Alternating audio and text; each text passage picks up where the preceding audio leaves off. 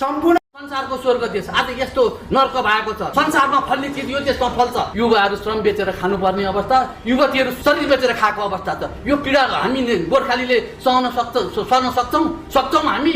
यो त वीर पुर्खाले रगत पसिनाले बनाएको देश, यो माथिबाट झरेको विदेशीले बनाइदिएको देश हो। आज उनीहरूले चाहिँ हालिमुहाली गर्ने अनि यो देश चाहिँ कङ्गाल बनाउने, यो देश चाहिँ भिखारी वीर गोर्खालीले वीर भिखारीको देश बनाएको छ। भिखारी बनाइदिने, भिखारी बनाउने हामीलाई। आजसम्म हामी पार्टीका कार्यकर्ता बन्यौं, तर यो देशको नागरिक बन्न हामी कोही पनि सकेनौं। हामी यो देशको नागरिक कहिले पनि बन्न चाहेनौं। किन चाहेनौं भन्दा हामीलाई नागरिकता भए पुग्यो, तर सच्चा नागरिक के हो भन्ने कुरा हामीले कहिले महसुस गरेनौं। तर सधैँ हामीले के मनन गर्यौं भने यो देशमा पार्टीको सच्चा एउटा सदस्य बन्नु पर्छ भन्ने भयो, तर देशको नागरिक बन्न हामी कहिले पनि चाहेनौं। अब हाम्रो एउटै मात्रै उद्देश्य के हुनुपर्छ भने सम्पूर्ण सबै मिलेर यो देशको नागरिक बनौं।